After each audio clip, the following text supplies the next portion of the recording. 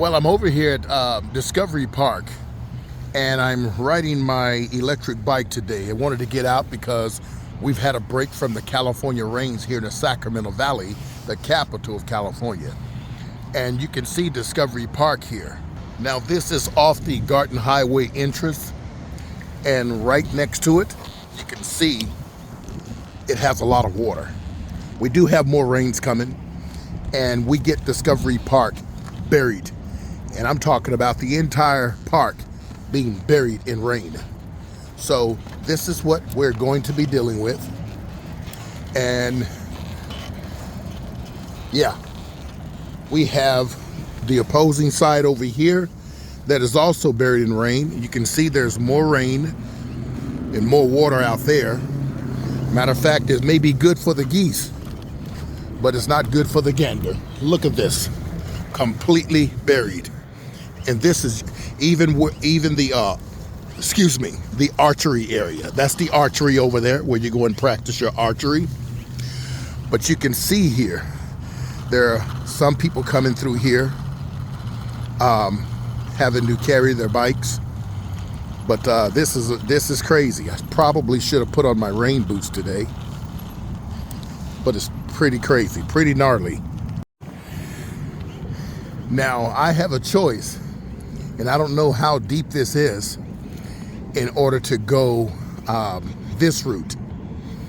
And I can chance it, but I wish I had my water boots on because they're high enough that I can walk right through here. We did see the guy walking through here, but his bike wasn't that deep. But I don't want to damage the battery won't reach it, but I don't want to damage the hub motor back there. Not while I'm out here. But man, if I had on my boots, definitely I'd walk it across, at least walk out here and see how deep it comes up on my boots, how high enough it comes up on my boots. You can see there's some bubbles here, cracks in the ground. And so that's the water in itself doing what it's doing. You know, you see bubbles all the way out there. But yeah, here it is. Amazing, right? I'm gonna go down further though and come back up because there's another area down further as I go back on the Garden Highway, and I'll come back up on the trail because there's no water there. Now, when the floods really come in, all of this will be flooded, the trails, everything. And so that's why they lock the gates and there's no car access coming through. Stay tuned. So as I travel through Discovery Park, there's some of the bike trails that are flooded. So I've had to go off trail and take detours. And depending on what type of bike you have, you may have to walk your bike. But since this is an electric bike with big tires, I just simply went through the trails without any issue. But, you know, just seeing how water can really make things very difficult for a lot of people. And but I embrace the rain. I embrace about being out here. Oh, by the way, my bug glasses. I love these ski glasses. I actually have ski pants, ski coat, glasses, and gloves. And I do that because in the wintertime, it can get pretty frigid at times, especially at night. And I do a lot of night riding. These glasses, I prefer them over shades. In the summer, I will put on shades, but in the wintertime, I really like these because they set off my eyes. They have an adjustable strap. They're band. Unlike regular shades, they don't have adjustable straps. And these also dim a lot of that sun glare. So I don't have to worry about squinting my eyes. And definitely, I don't get any bugs in my eyes. I don't know if you can see the cushion and the suction behind these, but I don't have to worry about any of that. And if I got my face mask on, I don't have to worry about getting any bugs in my mouth or nose either. So, anyways, I'm just out riding because I wanted to get out and just breathe a little. But it's really nice out here. I'm creeping up on that 6,000 mile mark on the Himiway. I'm pretty sure there's a few other people that have the Himiway bikes that have high mileage. I know that I'm in the very top 1%, but nevertheless, here it is. And I'll keep you folks posted. Okay, we're back over towards the area just on the opposing side. If you folks remember in the beginning, the bike and I were over on that incline there, coming off of Garden Highway. Okay, we were standing right there. And we just came on the other side. I'm gonna see where this could take me. I wanna see how much water is actually at the entrance of Discovery Park. But I'll keep you folks posted. Now, right now, I'm riding down another part of the trails in the Discovery Park area. Like I say, here's the water here. It's very high up on the shore. You have businesses over here. And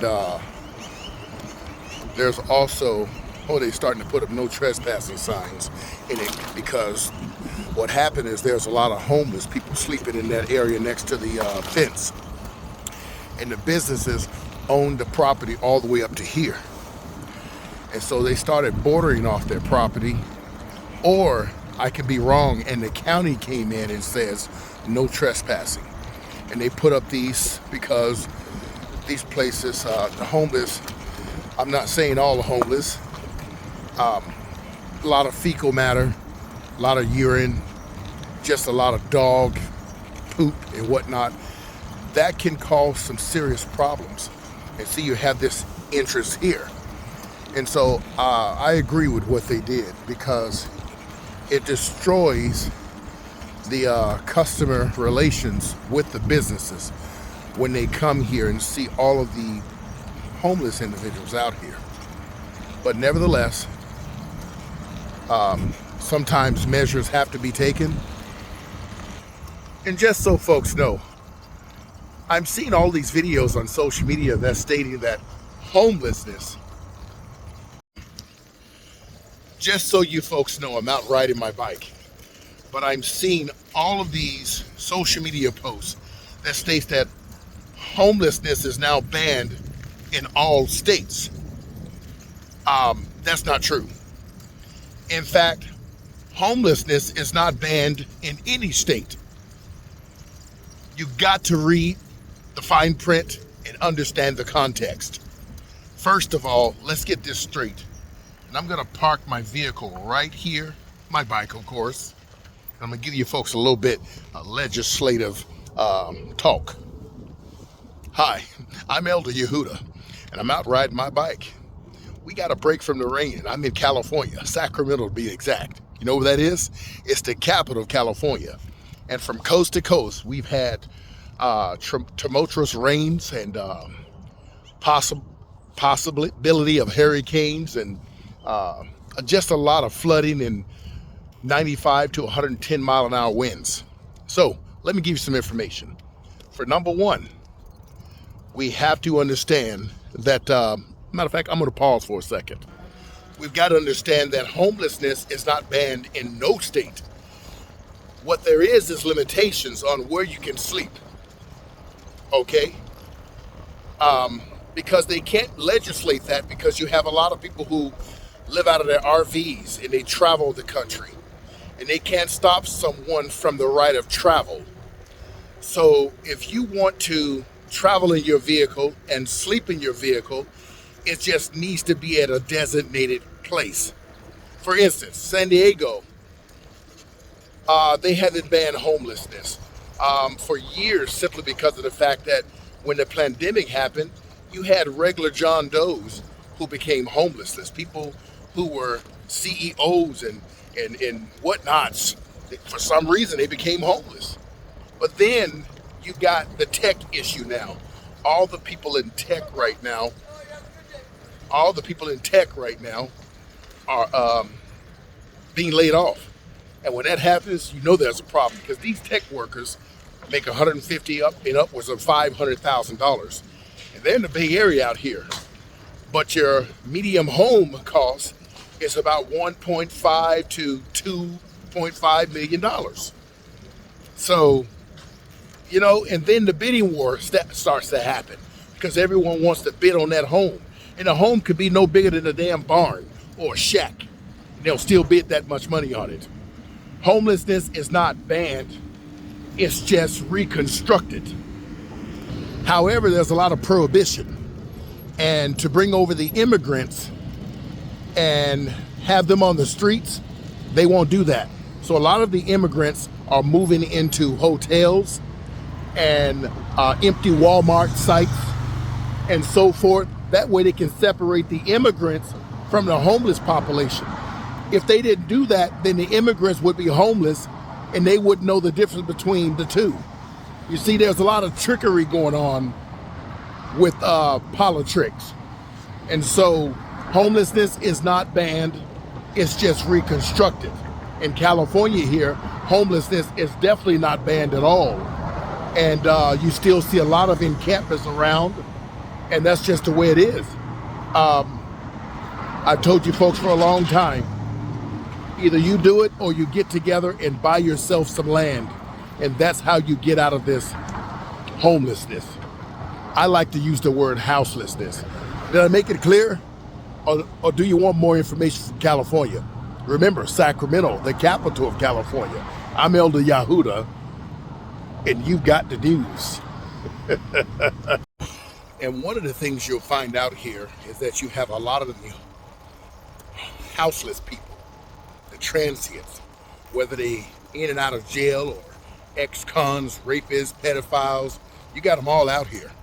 And they have their dogs with them, big dogs too, dogs that can be very aggressive. I've had many dogs chase me on the bike. And if you think that your bike being 30 miles an hour is fast, these dogs got a burst and a torque from the beginning that your bike doesn't have. And I'm going to tell you something right now. There's a few things I carry with me because I will kill a dog. And I'm going to show you something right now. I'm going to pull over for a second. I want to show you something. You see right here? That's a horn. But I have a knife here. I have bear spray there. But what you don't see that I have, let me get off my bike here. I have a long machete right there. And I keep that sucker so sharp that you couldn't touch it with your finger. I keep it sharp because I'm going right through a dog. I'm sticking them. Okay? So you got to come out here. And a lot of these people who are living out here, they don't obey the laws of California where your dogs must be on a leash. They don't care about that. In fact, let's go and look at some of the laws. See, there's one right there with this dog. You got things all the way down here. In these new apartments, you got it everywhere. It's just here. You see? So I'm telling you folks, I'm gonna give you some other things. Check out over here. Look at this area here. Isn't that pretty cool? He's on that bike right there. But all these new apartments coming around here, and at some point they're gonna have to control the transients around here. They're gonna have to control them because there's no other way to keep them in check. There's simply no other way to do it. You see? So they've got to control them. They got to. Y'all see these sea lions out here? Look how big they are. Let me widen the camera. There's one way out there. Look at this. Look at that. You know, they're getting that salmon. Pretty big. Let me see if I can get a closer shot because this one here is real active. There he is. Look at that. Let me back. Oh boy, look at that. Big. I'm gonna back because I don't want to make a mistake and drop my phone. Look at him. Look. Let's see if he can come up again since he's a lot closer to me.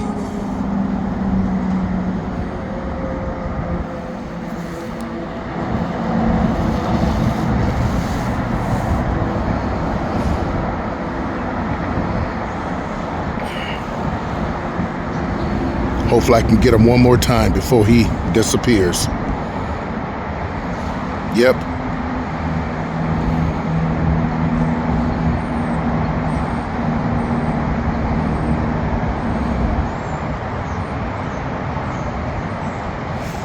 That's it for him. The other one is way out there. You can see his little head sticking up. Amazing.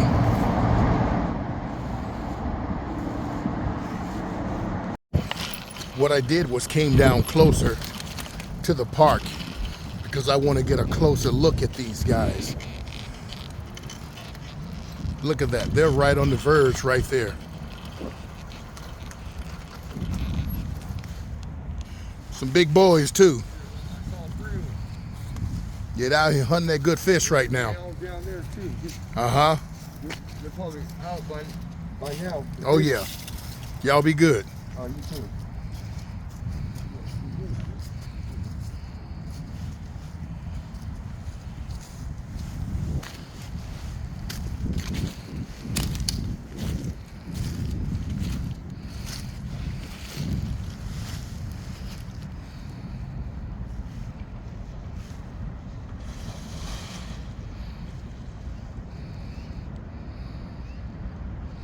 You know, I'm used to seeing these when I lived in the Bay Area for 20 years in San Francisco, down by Pier 39 and Ocean Beach and Marina. I'm used to seeing these sea lions. And of course, you see them out here also down at the Old Town Sacramento, out by the boat docks, near the Crab Shack restaurant. But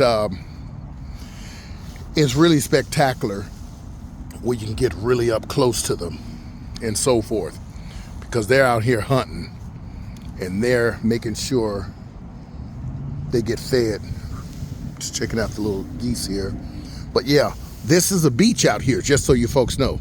This is where everybody come during the summer, and it's a beach that goes all the way out there. It's covered in all of this water. But looks like the sea lions have gone back over here.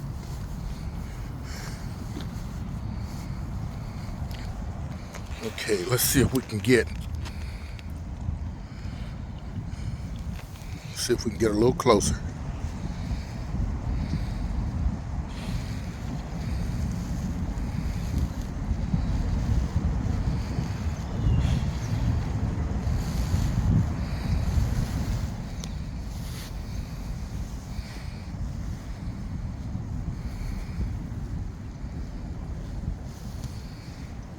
Alrighty, folks, that's it for now. Heading home.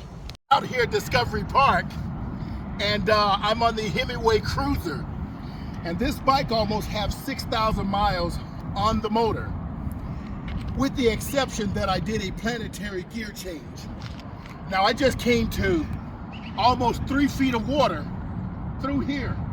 The bike bogged out, it shut off, so I had to walk up to here through the water to get to this side. But here's the kicker. Once the bike got through, it started up again. So, what do? Lucky this is a fresh water and not salt water, but over time, I'm gonna have to open up that hub motor and maybe the computer and make sure I dry it completely out. Otherwise, I may get some rust over time, but not as quick as I would if I was in salt water. And I got this wonderful guy out here who can vouch. Watch this. He could vouch. Himiway, ready for some water action. That's right, and there was no water here yesterday, right? Clear, completely clear, went right through there. You see that? And he saw me and experienced me coming through there. Hey guys, you meet friends when you're out in the trail. Have a good one. So I wanted to do this video really quick. Yes, the Himiway conked out when I was talking to the older gentleman. But out of nowhere, while I'm sitting there with the brakes on, the bike started to move forward without me pushing on the thumb throttle or anything.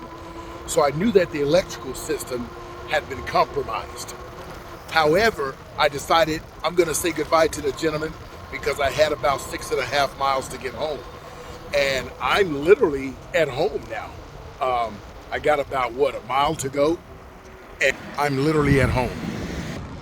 So it started back up. I don't know what that means, but I'm going to have to open up the hub motor, take off the controller, because those are the two key components that were compromised. And I'm going to go into it and clean out all of that white grease, the lithium grease that I put into the hub motor, and replace the grease, check all the internals, and let it dry out. I may just throw everything inside of a bucket of charcoal filters and let it dry out. Take care, folks. So I'm inside the garage, and this is what I'm doing. I've dismounted the pantiers. These shoes are soaked from going through 2 feet of water. I've got to take these off. They're going to get washed. So anyways, I took the bike and it's upside down. I'm going to have to take this controller completely off. I've taken the battery off so I can avoid any sort of electrical sparks. I'm going to take this back wheel off and take the hub motor out.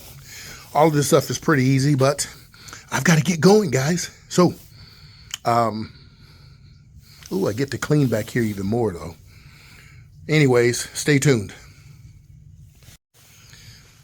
And just so you folks don't mess up, you're going to have 2 screws to dismount this controller. And then once you take this controller off, you cannot remove this. This is a metal casing, okay, for all the wires. So you have wires that you're going to have to disconnect. And so it's easy to put them back together. You see that red and red, yellow and yellow. Then you got a zip tie here. You'll know what to do. Then you just simply go over here and you twist this. See if I can do it one hand. Nope. Let's try it from a different angle. Okay. Okay, let's get in here. We want to untighten this because that's part of the motor. And so if you pull, you got 3 more wires that are connected.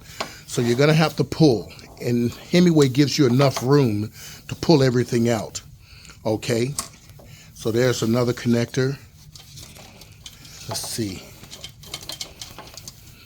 This one here. I may have to disconnect the other ones to get to it, but let me go ahead and disconnect those. So I have a little clamp that is holding these 2 big wires. I got this one little small wire, but there's no give here, which tells me that I have to open this controller up. So let me do that with a Phillips screwdriver. So here's the inside. You can see that it's moist. It's got a lot of wetness around it and so forth. And that one wire, which is right here, and I'm tracing it to right there and right here. And let's see where it goes. I got to take off some, looks like some zip ties, but give me a second. So here's that one wire here with my pointer finger on it. It's black and white.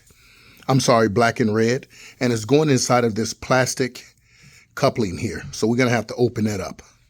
So once again, here's the 2 wires, and they're soldered into this little computer board, this little board here.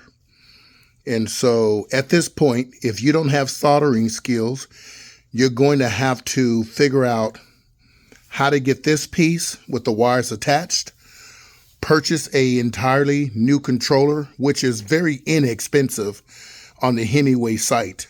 Or if you are good at soldering, just, resolder those wires back if this board is messed up. But the goal here is to have this placed inside of some rice or some charcoal, oxygen absorbers. And you want to dry this out. What you can do is leave that and clip here And then you can re-solder between the black and the red here.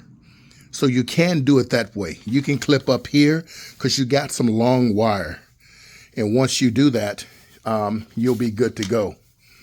You'll be good to go. So let me go ahead and take off this zip tie because we want to remove this. And like I said, you only have this one wire, this one here. And there is no more give here. It's just one long wire, which is probably going from your monitor into here, okay? Because that monitor will control the monitor and the dials.